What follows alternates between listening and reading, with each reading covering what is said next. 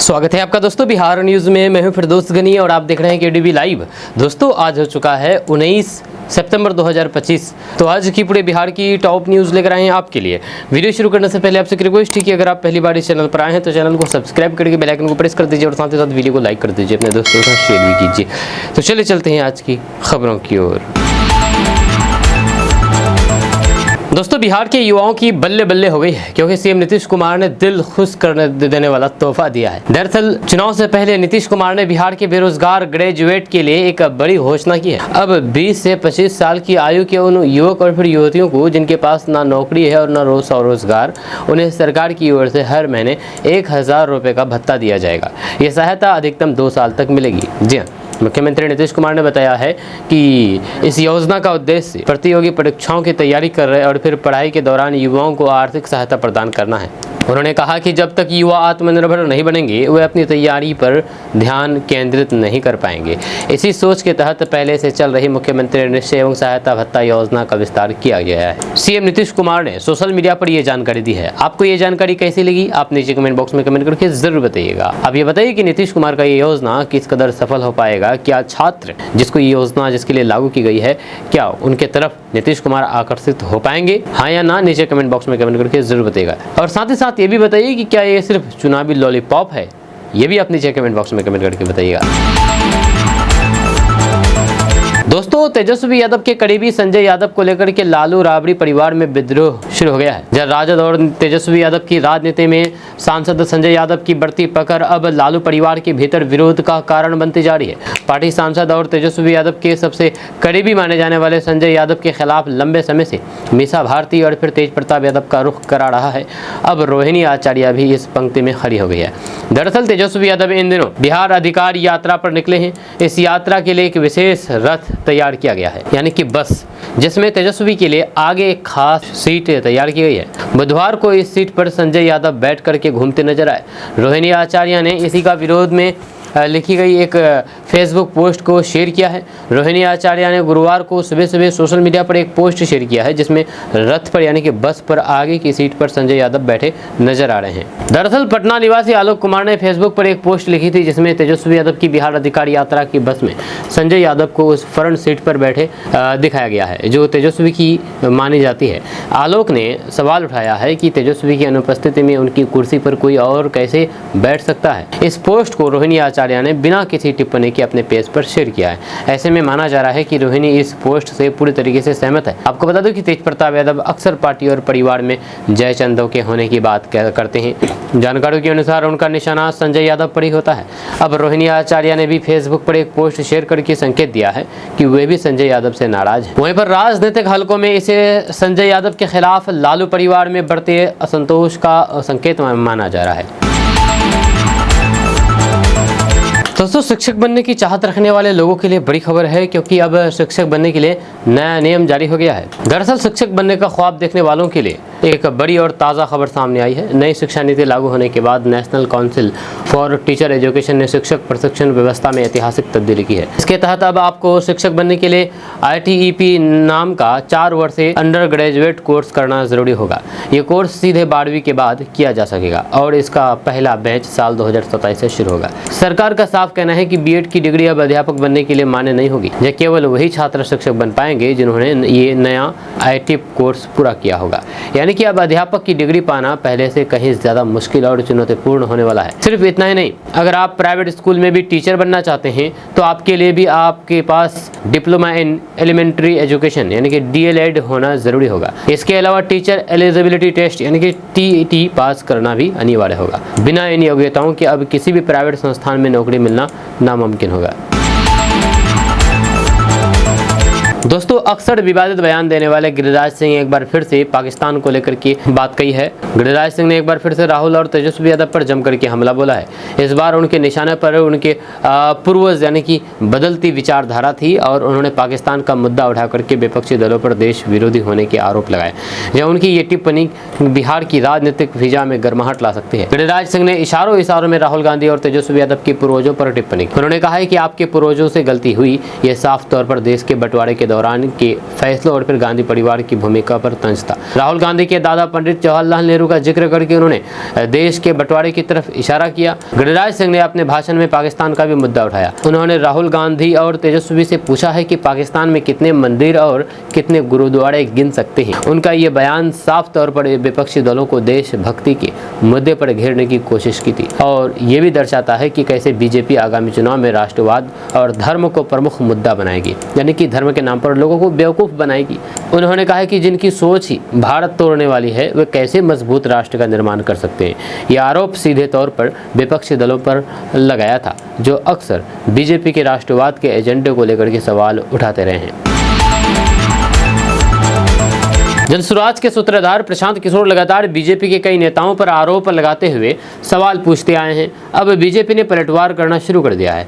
BJP सांसद संजय जायसवाल ने अपने एक्स हैंडल से पोस्ट करते हुए प्रशांत किशोर से न सिर्फ सवाल पूछा है बल्कि कई गंभीर आरोप भी लगाए हैं। संजय जायसवाल ने एक्स पर लिखा है कि प्रशांत किशोर, तुम्हारे पास बिहार के युवाओं को करोड़पति बनाने का नीम हकीम नुस्खा है, तो फिर ये नुस्खा बिहार के युवाओं को क्यों नहीं देते? बिहार के युवाओं के लिए असली बदलाव यात्रा यही होगा। सुना है कि तुमने छात्र जीवन में परीक्षा मेन एग्जाम में नहीं सप्लीमेंट्री में पास किया था। मेरे भी मेन एग्जाम के प्रश्न का उत्तर तो तुमने आज तक नहीं दिया, इसलिए कुछ सप्लीमेंट्री प्रश्न ही पूछ लेता हूँ।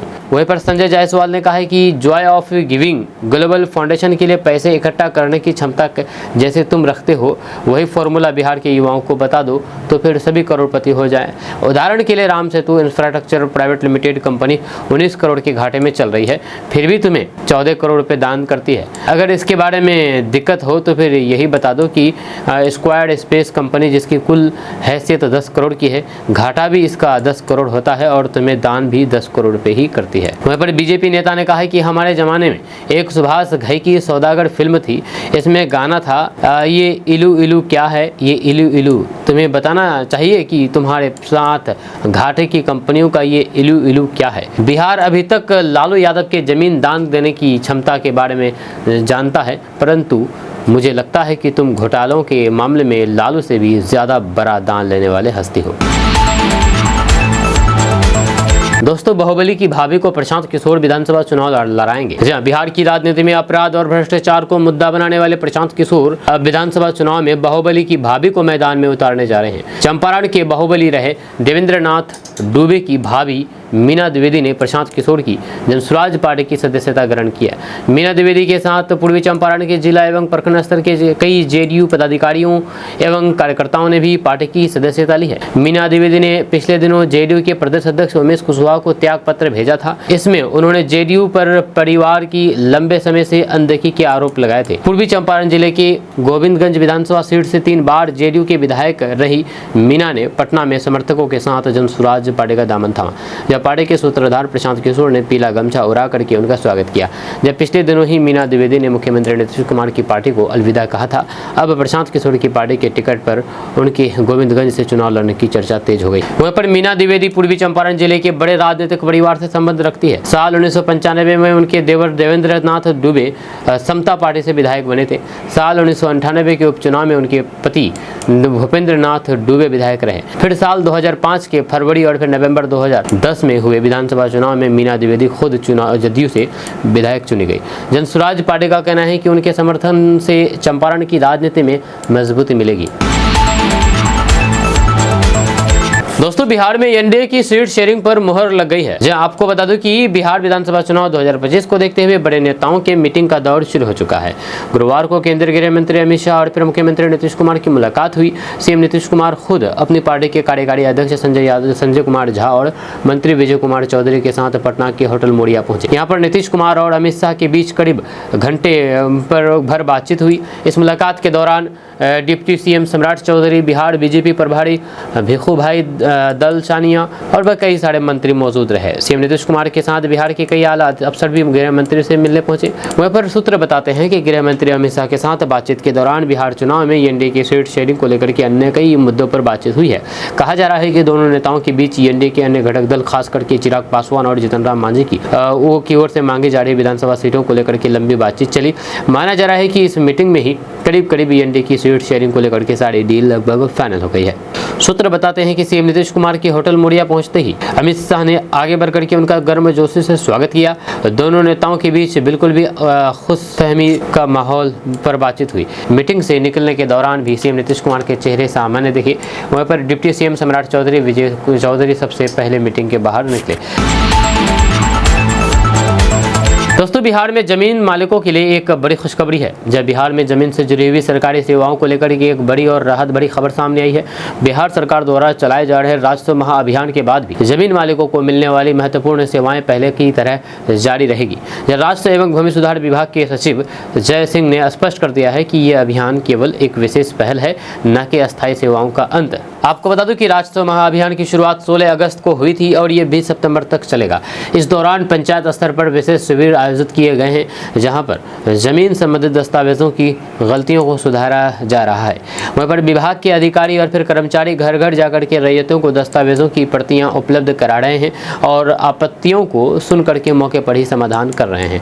वहीं पर इस अभियान को लेकर के आम लोगों में ये आशंका थी कि 20 सितंबर के बाद इन सुविधाओं का लाभ नहीं मिलेगा, लेकिन सचिव जय सिंह ने इस भ्रांति को दूर करते हुए कहा कि जमीन से संबंधित सभी ऑनलाइन सेवाएं जैसे कि दाखिल खारिज, नामांतरण और जमाबंदी में सुधार पूर्व की तरह जारी रहेगी। बस फर्क इतना होगा कि विशेष शिविरों का आयोजन नहीं होगा, लेकिन काम बंद नहीं किया जाएगा। वहीं पर राज्य सरकार ने पहले ही जमीन से जुड़ी हुई अधिकांश सेवाओं को ऑनलाइन पोर्टल पर उपलब्ध करा दिया है। इसका उद्देश्य पारदर्शिता बढ़ाना और फिर आम लोगों को सुविधा प्रदान करना है। अब जमीन मालिक घर बैठे ही अपने दस्तावेज की स्थिति देख सकते हैं, गलतियों के लिए आवेदन कर सकते हैं और फिर आवश्यक सुधार करवा सकते हैं। वहीं पर कई लोगों को ये भी भ्रम था कि राजस्व महाअभियान का संबंध विशेष भूमि सर्वेक्षण से है। इस पर भी सचिव ने स्पष्ट कर दिया है कि दोनों प्रक्रियाएं स्वतंत्र है और एक दूसरे से जुड़ी नहीं है, ये अलग अलग है दोनों। दोस्तों, तेजस्वी यादव का अधिकार यात्रा का समापन आगामी 20 तारीख को वैशाली जिला में होना है, जिसकी तैयारी जोर शोर से आरजेडी के नेता और कार्यकर्ता कर रहे हैं। कल इसी कड़ी में राजद के प्रेस कॉन्फ्रेंस का आयोजन किया गया, जिसमें कई विधायक और फिर पार्टी के बड़े नेता मौजूद रहे। मीडिया से बातचीत कर रहे थे एमएलसी सुनील कुमार से पूर्व केंद्रीय मंत्री पशुपति कुमार पारस को लेकर के सवाल पूछा। सुनील सिंह ने पशुपति पारस को छोटा मोटा आदमी बताया, साथ ही कह दिया है कि ऐसी बातों पर कोई बात नहीं करना चाहते हैं। सुनील सिंह का ये बयान ऐसे समय में आया है जब तेजस्वी यादव द्वारा पशुपति पारस की पार्टी रालोसपा को महागठबंधन में शामिल करने का संकेत दे चुके हैं। इस दौरान उन्होंने राजद को कांग्रेस का पिछलगू पार्टी बताने पर चिराग पासवान पर भी निशाना साधा। सुनील सिंह ने कहा कि वह अपने बारे में सोचे, दूसरे के बारे में क्या सोचा, इसके चन्नी में हजार छेद हैं, वे दूसरे के बारे में क्या कह सकते हैं। वहीं पर दूसरी ओर तेजस्वी यादव का अधिकार यात्रा और यात्रा में घोड़े पर सवार होकर के मोकामा में यात्रा करने पर सुनील सिंह ने कहा कि उन्होंने साबित कर दिया है कि वे हर काम कर सकते हैं। 17 महीने की सरकार में 5 लाख लोगों को नौकरी दी, जब वे क्रिकेट खेल सकते हैं, घोड़सवारी कर सकते हैं, चेस भी खेल सकते हैं, राजनीति का भी शतरंज खेल सकते हैं और हमसे आगे और फिर कोई नहीं, और वंचित लोगों की हक की लड़ाई लड़ सकते हैं।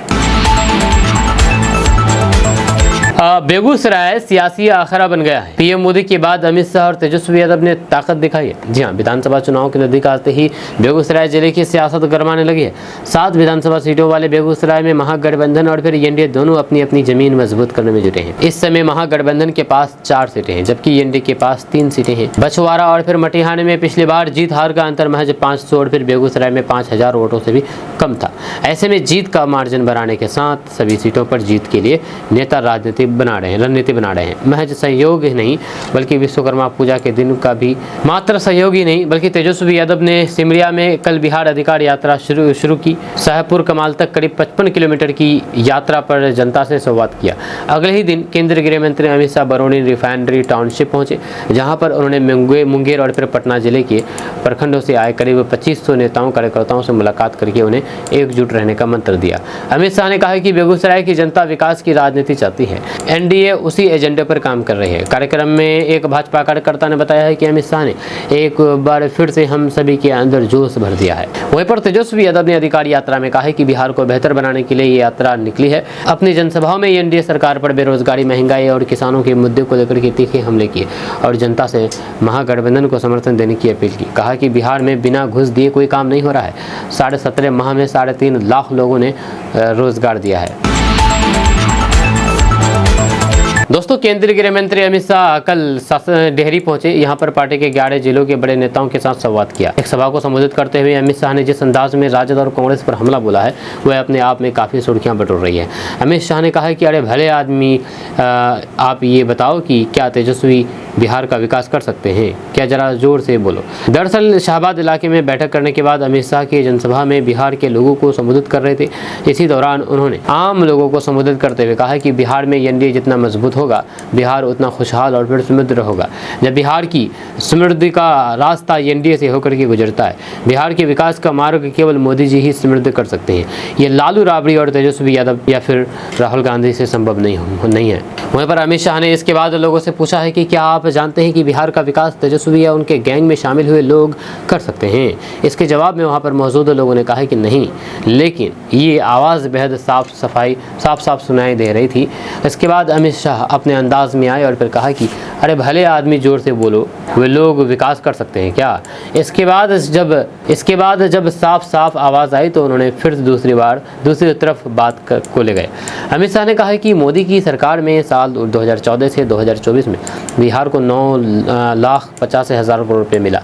नीतीश कुमार की एनडीए सरकार ने 125 यूनिट बिजली फ्री कर दी, दिव्यांगों को पेंशन बढ़ाया, आशा वर्कर का मानदेय बढ़ाया, रसोई, रात्रि प्रहरी और फिर शारीरिक शिक्षकों को लाभ दिया। एनडीए की सरकार ने जो काम किए लालू जी पूरा जीवन में करे तो इतना नहीं कर सकते। वहीं पर अमित शाह ने लालू पर सीधे हमले बोलते हुए कहा कि उन्होंने चारा घोटाला किया है, लैंड फॉर जॉब स्कैम किया है, जेल में घोटाला किया है। यूपीए इतने भ्रष्टाचार के आरोप जिस पर लगे हों, वे कभी बिहार का भला कर सकता है क्या? एक और भ्रष्टाचारी वाली सरकार है और दूसरी तरफ मोदी जी की सरकार है जिस पर एक भी भ्रष्टाचार के दाग नहीं है। जब बिहार को नरेंद्र मोदी के साथ जोड़ दीजिए, यही रास्ता है बिहार को पूर्ण विकसित करने का। अमित शाह ने कहा कि 10 जिलों के सभी कार्यकर्ता संकल्प लें कि वे मोदी के नेतृत्व में बिहार में सरकार बनाएंगे। नीतीश की सरकार ने जो कुछ बिहार के लिए किया है उसे घर घर तक पहुँचाएंगे। इसके बाद अमित शाह ने वहाँ पर मौजूद लोगों से कहा कि आपकी आवाज़ राहुल गांधी तक जाना चाहिए।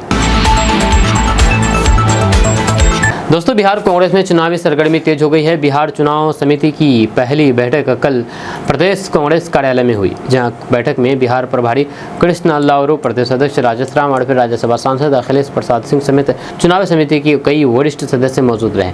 बैठक में आगामी विधानसभा चुनाव की रणनीति और फिर संगठन को मजबूत देने पर चर्चा की गई। इस बैठक की सबसे बड़ी चर्चा पूर्णिया से निर्दलीय सांसद पप्पू यादव की मौजूदगी रही। पप्पू यादव कांग्रेस प्रदेश कार्यालय पहुंचे और फिर चुनाव समिति की बैठक में शामिल हुए। उनकी मौजूदगी ने प्रदेश की राजनीति में नए सियासी संकेत पैदा कर दिए हैं। माना जा रहा है कि कांग्रेस के साथ उनकी नजदीकी आगामी चुनावी समीकरणों को प्रभावित कर सकती है। सूत्रों के अनुसार बैठक में प्रत्याशी चयन की प्रारंभिक प्रक्रिया और फिर आगामी कार्यक्रमों पर भी विचार हुआ है। इस बीच कांग्रेस कार्य समिति यानी कि CWC की बैठक की भी तैयारी तेज कर दी गई है। खास करके 26 सितंबर को प्रियंका गांधी वाड्रा के पटना आगमन को लेकर के नेताओं में खास उत्साह देखा जा रहा है। प्रियंका के दौरे को लेकर के कांग्रेस कार्यकर्ताओं में जोश है।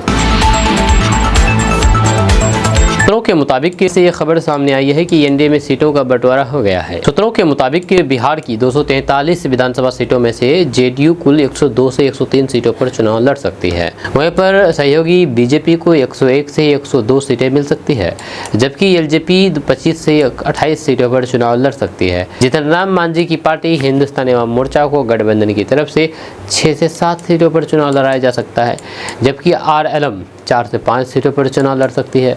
वहीं पर एलजेपी रामविलास के नेता चिराग पासवान ने सीटों को लेकर के काफी कड़ा रुख अपनाया हुआ था। चिराग पासवान के करीबी नेताओं के अनुसार उन्होंने अपनी पार्टी के लिए कम से कम 40 सीटों की मांग की थी। हालांकि सूत्रों के अनुसार जो आंकड़े सामने आ रहे हैं उसके अनुसार चिराग पासवान को 25 से 28 सीटों पर संतोष करना पड़ेगा। उधर जेडीयू से अलग होकर के नई पार्टी बनाने वाले जीतन राम मांझी भी अपनी पार्टी हिंदुस्तानी अवाम मोर्चा के लिए सम्मानजनक सीटों की मांग कर रहे थे। हालांकि उन्होंने सीटों का आंकड़ा नहीं दिया था, फिर भी माना जा रहा था कि ये 10 से 12 सीटों पर मान जाएंगे। लेकिन सूत्रों के अनुसार जिस फॉर्मूले पर सहमति बनी है उसके अनुसार जीतन राम मांझी की पार्टी को 6 से 7 सीटें ही मिलेगी। वहीं पर बिहार के मुख्यमंत्री नीतीश कुमार के वरिष्ठ भाजपा नेता और केंद्रीय गृह मंत्री अमित शाह के साथ सीट शेयरिंग के मुद्दे पर बैठक हुई। सीट शेयरिंग के फॉर्मूले के साथ ही विधानसभा चुनाव की तैयारियों पर भी दोनों नेताओं के बीच चर्चा हुई। सूत्रों के अनुसार एनडीए में सीट फॉर्मूले पर सहमति बन गई है और जल्द ही इसका ऐलान भी सार्वजनिक तौर पर कर दिया जाएगा। दोस्तों, शिवहर से आरजेडी के विधायक चेतन आनंद पार्टी से दूर हो चुके हैं। आरजेडी से उन्होंने नाता तोड़ लिया है। पिछली बार फ्लोर टेस्ट के दौरान वे आरजेडी से अलग हो गए थे, जब उसके बाद से उन पर आरजेडी और तेजस्वी यादव की ओर से धोखा दिए जाने का आरोप लगता रहा है। अब इस पर उनके पिता आनंद मोहन ने करारा जवाब दिया है। इस सवाल पर कि आरोप लगता है कि आपके बेटे चेतन आनंद ने धोखा दिया, आप लोगों ने तेजस्वी यादव को धोखा दिया। इस पर आनंद मोहन ने कहा है कि किस चीज का धोखा? एग्रीमेंट बना था क्या? लोकतंत्र में एग्रीमेंट बनता है? हम बंधुआ मजदूर हैं क्या? आप हमारे समाज को गाली दीजिए और गाली सुनवाइए। धोखा और बगावत में अंतर है। राजपूत बगावत करता है, धोखा उसके चरित्र में नहीं है। आनंद मोहन ने ये बयान बीते बुधवार को दिया है। उन्होंने कहा कि आप आज कहते थे कि हमारे ओर से जीत गए, आपकी ओर से जीते तो शिवहर जाकर के देखिए। चेतन आनंद के कंधे पर सवार होकर के आप शिवहर जीते, लेकिन शिवहर से लवली आनंद भी जीती। दूसरी ओर पूर्व सांसद आनंद मोहन ने भूरा बाल साफ करो वाले बयान पर भी सफाई दी है। उन्होंने कहा कि भूरा बाल साफ करो ये नारा 90 के दशक में उछाला गया था। इससे बिहार को बहुत नुकसान हुआ था, हिंसा बढ़ी, कई नरसंहार हुए। हम उस दौर में कोई नहीं चाहेगा कि बिहार लौटे। उन्होंने कहा कि पहले 10% अग्र समाज सत्ता में थे, पिछड़ा अति पिछड़ा दलित पिछलग्गू थे। अभी 90% वाले सत्ता में हैं और 10% अग्रा पिछलग्गू है। सिर्फ 12,000 वोट का फर्क सत्ता पक्ष और विपक्ष के बीच में है। इसलिए मैंने कहा कि भूरा बाल तय करेगा सरकार कौन बनाएगा। दोस्तों, मुख्यमंत्री कन्या उत्थान योजना के तहत चल रहे मुख्यमंत्री बालिका इंटरमीडिएट प्रोत्साहन योजना में छात्राओं को 25,000 रुपये दिए जाते हैं। इस योजना की समीक्षा के दौरान पाया गया है कि बहुत सारे पात्र छात्राओं ने अभी तक मेधा सॉफ्ट पोर्टल पर लॉगिन करके रजिस्ट्रेशन नहीं करवाया है। ऐसे में 25,000 रुपये हासिल करने का मौका उनके हाथ से फिसल जाएगा। इसको देखते हुए प्राथमिक शिक्षा विभाग के निदेशक तथा शिक्षा विभाग में डीबीटी के नोडल पदाधिकारी ने आवेदन दिया है कि अंतिम तिथि को बढ़ाने का फैसला किया है। विभाग की ओर से जारी पत्र में कहा गया है कि साल 2022-23 एवं 24 में बिहार सरकार से मान्यता प्राप्त विभिन्न परीक्षा बोर्डों से इंटरमीडिएट की परीक्षा पास करने वाली सभी कोटि की अविवाहित छात्रों की सूची पहले ही NIC द्वारा विकसित मेधा सॉफ्ट पोर्टल पर अपलोड कर दी गई थी, जिसमें इस योजना का लाभ पाने वाले छात्रों का पूरा विवरण दिया गया है। समीक्षा के दौरान ये देखा गया है कि पात्र होने के बाद भी कई छात्राओं ने अभी तक अपना रजिस्ट्रेशन नहीं करवाया है। इसको देखते हुए लाभुकों को रजिस्ट्रेशन का अंतिम मौका 30 सितंबर 2025 तक दिया गया है। वहीं पर www.medhasoft.bihar.gov.in के माध्यम से छात्राएं रजिस्ट्रेशन करा सकती है। इसमें दर्ज कराई गई सूचनाओं के सत्यापन के बाद छात्रों को रजिस्टर्ड मोबाइल नंबर तथा ईमेल पर यूजर ID और पासवर्ड उपलब्ध कराया जाएगा। इसका इस्तेमाल करते हुए छात्र पोर्टल पर फिर से लॉगिन करते हुए फॉर्म भर सकती है। इसके साथ साथ ये ध्यान भी रखना है कि बैंक खाता पात्र छात्रों के नाम से ही खुला होना चाहिए। दोस्तों, तेजस्वी यादव की बिहार अधिकार यात्रा बेगूसराय से होकर के खगड़िया पहुंची। इसी बीच तेजस्वी अचानक पटना लौट गए। खगड़िया से पटना लौटते वक्त तेजस्वी यादव का एक भावुक वीडियो सामने आया है। उन्होंने हेलीकॉप्टर में 9 साल के संतोष कुमार को बुलाया और करीब 5 मिनट तक उनसे बातें की। संतोष ने बताया है कि तेजस्वी ने उसका नाम पूछा और कहा है कि अच्छे से खाना खाओ और पढ़ाई करो। वहीं पर बच्चे ने उनके पैर छुए तो तेजस्वी ने आशीर्वाद दिया और उसे पेन, चॉकलेट, चिप्स और बिस्कुट दिया। संतोष ने खुशी जताते हुए कहा है कि वह पेन से रोज लिखेगा और पढ़ाई में मन लगाएगा। बच्चे ने यह भी कहा है कि उसे पहली बार हेलीकॉप्टर में बैठने का मौका मिला और तेजस्वी जी से मिलकर के बहुत अच्छा लगा। उसने विश्वास जताया है कि यही इस बार मुख्यमंत्री बनेंगे। दोस्तों, लोकतंत्र खतरे में है क्योंकि बिहार चुनाव से पहले राहुल गांधी के खुलासे से हरकत मच गया है। वोट चोरी का राहुल गांधी ने सबूत पेश कर दिया है। जहाँ कांग्रेस नेता राहुल गांधी ने मुख्य चुनाव आयुक्त ज्ञानेश कुमार पर वोट चोरों को बचाने का आरोप लगाया और चुनाव आयोग पर अपना हमला तेज कर दिया। उन्होंने अपनी प्रेस कॉन्फ्रेंस की शुरुआत ये कहते हुए की कि मैं आपको दिखाने जा रहा हूँ कि भारत के युवाओं को, भारत के लोगों को यह स्पष्ट प्रमाण है कि भारत के मुख्य चुनाव आयुक्त उन लोगों को बचा रहे हैं जिन्होंने भारतीय लोकतंत्र को नष्ट किया है। मैं आपको ये भी दिखाने जा रहा हूँ कि किस तरह वोट जोड़े और काटे जा रहे हैं और ये कैसे किया जाता है। राहुल गांधी ने दावा किया है कि कोई ताकत पूरे भारत में लाखों मतदाताओं के नाम हटाने के लिए उन्हें सुनियोजित तरीके से निशाना बना रही है। उन्होंने कहा है कि विभिन्न समुदाय, खास करके जो विपक्ष को वोट दे रहे थे, दलितों, आदिवासियों, अल्पसंख्यकों को, OBC को खासतौर पर निशाना बनाया जा रहा है। हमने ये कई बार सुना था और अब हमें इसका 100% प्रमाण मिल गया है। उन्होंने कहा है कि वोटों को हटाने का काम सॉफ्टवेयर का इस्तेमाल करके केंद्रीकृत तरीके से किया जा रहा है, न कि किसी व्यक्ति के जरिए। उन्होंने कर्नाटक, महाराष्ट्र, हरियाणा और फिर उत्तर प्रदेश में मतदाताओं के बड़े पैमाने पर नाम हटाने का आरोप लगाया और कहा कि मुख्य चुनाव आयुक्त को भारतीय लोकतंत्र की हत्या करने वालों को बचाना बंद करना चाहिए। प्रेस कॉन्फ्रेंस शुरू करने से पहले राहुल गांधी ने कहा है कि ये हाइड्रोजन बम नहीं है, हाइड्रोजन बम आ रहा है। ये इस देश के युवाओं को ये दिखाने और फिर दिखाने में एक और मील का पत्थर है कि चुनाव में किस तरह धांधली की जा रही है। उन्होंने कहा है कि कर्नाटक के अलंद में कांग्रेस के मतदाताओं को निशाना बनाने के लिए नकली लोगों का 6018 वोट हटाने के आवेदन दायर किए गए थे। उन्होंने कहा है कि अलंद कर्नाटक का एक निर्वाचन क्षेत्र है, यहाँ 6018 वोट है। किसी ने 6018 वोटों को हटाने की कोशिश की है। हमें नहीं पता है कि 2023 के चुनाव में अलंद में कुल कितने वोट हटाए गए, हो सकता है कि 6018 से कहीं ज़्यादा। लेकिन राहुल गांधी ने दावा किया है कि कोई व्यक्ति 6018 वोट मिटाते हुए पकड़ा गया और ज़्यादातर अपराधी की तरह ये भी संयोगवश पकड़ा गया। अगर आप पंजाब में रहते हैं या फिर आपके घर परिवार के कोई सदस्य पंजाब में रहते हैं तो ये खबर आपके लिए बहुत इंपॉर्टेंट है। जहाँ दरअसल बात है कि पंजाब में प्रवासी मजदूरों के खिलाफ अभियान चलाया जा रहा है। जहाँ पंजाब में प्रवासियों को वहां से भगाने के लिए अभियान चलाया जा रहा है, पंचायती की जा रही है, बैठकें की जा रही है। जहाँ वहाँ के लोग प्रवासियों के खिलाफ गुस्से में हैं, चाहे किशनगंज सीमांचल या फिर पूरे बिहार के प्रवासी हो। यही नहीं, बिहार और उत्तर प्रदेश के प्रवासी मजदूरों को पंजाब से भगाने की योजना बनाई जा रही है। दरअसल पूरा मामला यह है कि पंजाब में एक प्रवासी व्यक्ति द्वारा एक बच्चे की निशंक तरीके से हत्या कर दी गई थी, यानी कि बुरी तरीके से उसकी जान ली थी। जहाँ पंजाब के एक 5 साल के छोटे बच्चे की। अब उसी के खिलाफ पूरे पंजाब एकजुट होकर के प्रवासियों को वहां से भगाने की योजना बना रहे हैं, प्रवासी लोगों को प्रताड़ित कर रहे हैं, चाहे किशनगंज सीमांचल या बिहार या फिर यूपी के क्यों ना हो। जहाँ वहां पर यूपी बिहार के लोगों को भगाने की योजना बनाई जा रही है। वहां पर रह रहे लोग डर के साए में हैं, या कि कहीं उसके साथ कोई हादसा ना हो जाए या कोई अनहोनी ना हो जाए। जहाँ पंजाब में प्रवासी मजदूरों के खिलाफ छेड़ा गया घृणा अभियान अब गंभीर और चिंताजनक रूप ले चुका है। पिछले दिनों होशियारपुर में हुई दिल दहला देने वाली घटना के बाद जहाँ पर दूसरे राज्यों से आए एक व्यक्ति 5 वर्षीय हरवीर नामक एक बच्ची की निशंक तरीके से जान ले ली थी। इस दर्दनाक हादसे की आड़ में कट्टरपंथी शक्तियों ने बाहरी मजदूरों के खिलाफ नफरत फैलाने का एक नया सिलसिला शुरू कर दिया है। यह सिलसिला अब पंचायतों से लेकर के सोशल मीडिया तक फैल चुका है। जहाँ होशियारपुर की इस घटना के बाद से पंजाब के कई गांवों में पंचायतें बाहरी मजदूरों को गांव से बाहर निकालने, उन्हें काम और फिर रहने की जगह न देने जैसे प्रस्ताव पारित कर रही है। केवल होशियारपुर में ही अब तक 25 पंचायतें ऐसे प्रस्ताव पारित कर चुकी है। उसमें बठिंडा के गहरी देवी नगर की पंचायत ने भी इसी तरीके के प्रस्ताव पारित किया है। इन प्रस्ताव में साफ कहा गया है कि बाहर से आए मजदूरों को आधार कार्ड और राशन कार्ड जैसी मूलभूत सुविधाएं तक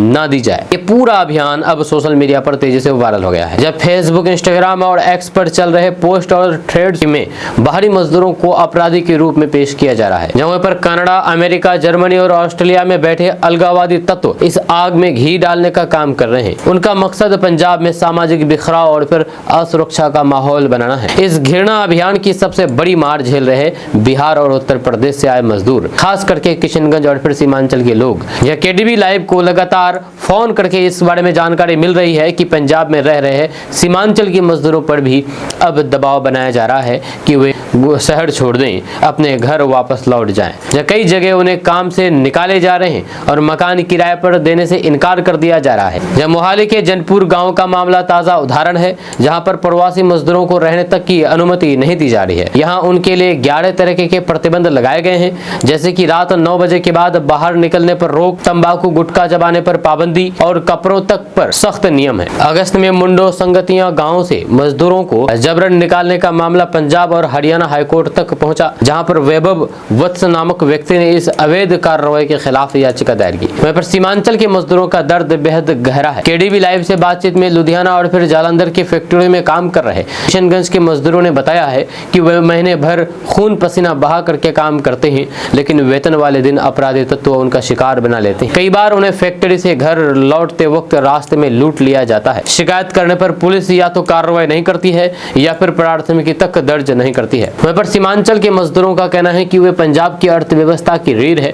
जो खेतों में बुआई कटाई से लेकर के फैक्ट्रियों और फिर निर्माण स्थल तक उनका पसीना ही पंजाब की तरक्की का असली आधार है। लेकिन दुख की बात यह है कि उसी मेहनत को भुला करके उन्हें आज भैया कह करके अपमानित किया जा रहा है। जब सावले रंग और फिर बोलचाल के आधार पर भी उनका मजाक उड़ाया जाता है और पंचायतों में खुलेआम उनके खिलाफ प्रस्ताव पास कर रहे हैं। राजनीति ने भी इस आग में घी डालने का काम किया है। आपको याद दिला दें कि विधानसभा चुनाव प्रचार के दौरान पंजाब के पूर्व मुख्यमंत्री और कांग्रेस नेता चरणजीत सिंह चन्नी ने प्रवासी मजदूरों को अपमानजनक तरीके से भैया कहा था और उस समय मंच पर मौजूद प्रियंका गांधी वाड्रा ने इस बयान पर तालियां बजाई थी। यह इससे साफ होता है कि प्रवासी मजदूरों को राजनीतिक दल वोट बैंक के तौर पर इस्तेमाल तो करते हैं, लेकिन सम्मान और फिर सुरक्षा की गारंटी कोई नहीं देता।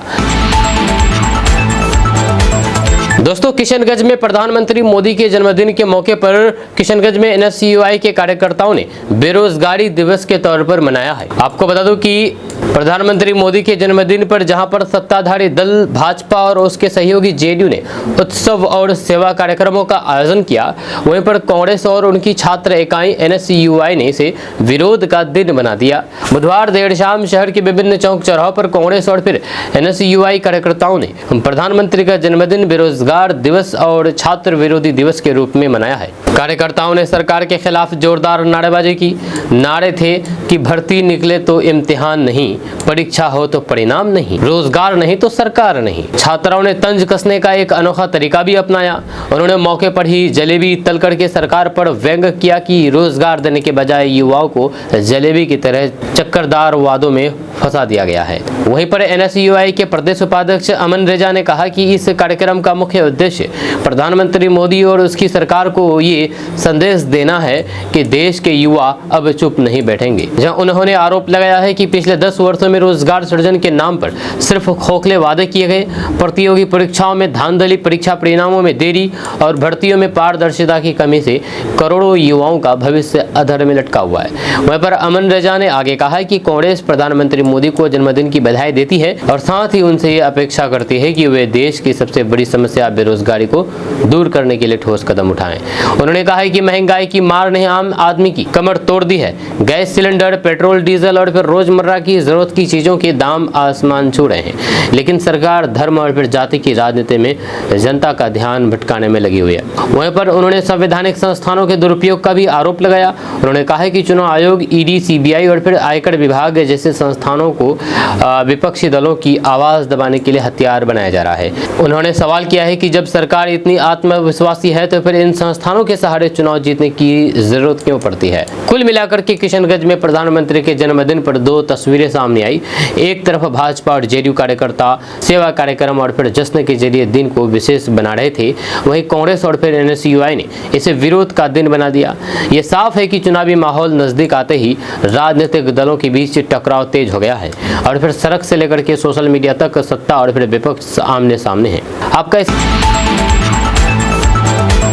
दोस्तों, किशनगंज में शंकराचार्य अभिमुक्तेश्वरानंद सरस्वती ने बड़ा बयान दिया है। उन्होंने कहा है कि अगर किशनगंज या फिर देश में घुसपैठ हो रहा है तो फिर समझो चौकीदार सो रहा है। उन्होंने ये भी कहा कि पहले गौ रक्षा करना सीखो, बाद में हिंदू राष्ट्र बनाने की बात करो। दरअसल बात है कि किशनगंज के दिगंबर जैन भवन में किशनगंज आए पत्रकारों से बातचीत में शंकराचार्य स्वामी अभिमुक्तेश्वरानंद सरस्वती ने कहा कि गाय हिंदू समाज के लिए माता के समान है और उसकी रक्षा करना आस्था, संस्कृति और समाज तीनों के लिए अनिवार्य है। उन्होंने ऐलान किया है कि बिहार की हर विधानसभा सीट से उनके समर्थक गौ भक्त प्रत्याशी चुनाव लड़ेंगे। साथ ही ये भी कहा है कि वे खुद चुनाव प्रचार करेंगे और फिर मतदाताओं से अपील करेंगे कि सिर्फ उन्हीं प्रत्याशियों को वोट दें जो गौ माता की रक्षा को लेकर के स्पष्ट और दृढ़ संकल्पित है। शंकराचार्य ने बताया है कि उन्होंने दिल्ली जाकर के सभी राष्ट्रीय दलों से पूछा कि गौ माता को राष्ट्रमाता घोषित करने के लिए वे अपना पक्ष सदन में रखें, लेकिन किसी ने भी अब तक स्पष्ट रुख नहीं दिखाया है। इसी मजबूरी में उन्हें चुनावी मैदान में उतरना पड़ रहा है। वहीं पर प्रधानमंत्री मोदी पर अप्रत्यक्ष तंज कसते हुए उन्होंने कहा कि जब वोट चोरी हो रहा था तब किसी ने आवाज क्यों नहीं उठाई। उन्होंने कहा कि वोट चोरी का प्रमाण रखिए और शिकायत करिए, नाच न जाने आंगन टेरा कहने से कुछ नहीं होगा। शंकराचार्य ने आरोप लगाया है कि खुद को सनातनी बताने वाली पार्टियां भी असल में सनातनी आचार्य नहीं रखती है। शंकराचार्य ने आरोप लगाया है कि खुद को सनातनी बताने वाली पार्टियां भी असल में सनातनी आचरण नहीं करती है। उन्होंने सवाल उठाया है कि यदि वे सचमुच सनातन धर्म की राजनीति करते हैं तो फिर राज्य में गौ हत्या क्यों हो रही है। अररिया का जिक्र करते हुए उन्होंने कहा है कि पहले यहाँ एक पशु वधशाला था, अब 3-4 हो चुके हैं। राजनीतिक दल गाय काटने वालों से चंदा लेते हैं लेकिन गाय बचाने के लिए कुछ नहीं करते हैं। उन्होंने गंगा नदी के बंटवारे, हिंदू धर्म के अपमान और गौ रक्षकों को गुंडा कहे जाने जैसी घटनाओं पर भी कड़ा रुख अपनाया है। बिना पीएम का नाम लिए उन्होंने गुलाबी रंग वाले बयान की ओर इशारा किया और कहा कि 12 सालों में गौ हत्या रुकी नहीं है बल्कि बड़ी है। वहीं पर सभा में मौजूद भक्तों ने शंकराचार्य से के संदेश को श्रद्धा के साथ आत्मसात किया है। मौके पर उनके राष्ट्रीय मीडिया प्रभारी शैलेंद्र योगीराज सरकार समेत कई लोग उपस्थित रहे। शंकराचार्य ने दोहराया है कि सनातन धर्म की रक्षा तभी संभव है जब गौ माता का संरक्षण हो और राजनीति में सनातनी विचारधारा का स्पष्ट रूप से पालन किया जाए। दोस्तों, किशनगंज से एक बड़ी खबर सामने आई है। पुलिस ने बुधवार देर शाम एक विशेष अभियान चलाकर के 4 वारंटियों को गिरफ्तार किया है। सभी आरोपियों को माननीय न्यायालय द्वारा जारी वारंट के आधार पर न्यायिक हिरासत में भेज दिया गया है। गिरफ्तारी के बाद नियमानुसार मेडिकल जांच कराते हुए उन्हें जेल भेज दिया गया है। ये पूरी कार्रवाई पुलिस अधीक्षक यानी कि किशनगंज एसपी के निर्देश पर की गई है। जानकारी के अनुसार पोठिया थाना क्षेत्र की पुलिस ने 3 अजमानती वारंटियों को दबोचा। इनमें कठलवाड़ी निवासी जलील, कुसियारी निवासी मोहम्मद मजेबुल, गैराटोली निवासी इलियास मोहम्मद शामिल है। बताया जा रहा है कि ये तीनों आरोपी लंबे समय से फरार चल रहे थे और फिर पुलिस को इनकी तलाश थी। वहीं पर इसी तरह जियापोखर थाना क्षेत्र की पुलिस ने एक कुर्की वारंटी को गिरफ्तार किया है। आरोपी की पहचान जियापोखर निवासी सैफुद्दीन के रूप में हुई है। जहां थाना अध्यक्ष गौतम कुमार ने बताया है कि सैफुद्दीन पर शराब पीने का मामला दर्ज था और वह काफी समय से फरार चल रहा था। इस पर न्यायालय से कुर्की के आदेश भी जारी हो चुके थे। गुप्त सूचना के मिलने के बाद पुलिस ने दबिश दी और फिर उसे हिरासत में लिया। वहीं पर पुलिस सूत्रों के मुताबिक गिरफ्तार सभी वारंटियों पर अलग अलग मामले में संलिप्त होने का आरोप लगा है। इनमें आपराधिक गतिविधियों, न्यायालय की अवहेलना और फिर वारंट जारी होने के बाद फरारी शामिल है। पुलिस टीम ने कड़ी मशक्कत के बाद इन वारंटियों को पकड़ करके जेल भेजा है। वहीं पर पुलिस प्रशासन का कहना है कि फरार वारंटियों और फिर अपराधियों के खिलाफ लगातार अभियान जारी रहेगा। किसी भी आरोपियों को कानून से बचने नहीं दिया जाएगा। इस कार्रवाई से क्षेत्र में कानून व्यवस्था बनाए रखने में मदद मिलेगी और फिर अपराधियों में भी सख्ती का संदेश जाएगा।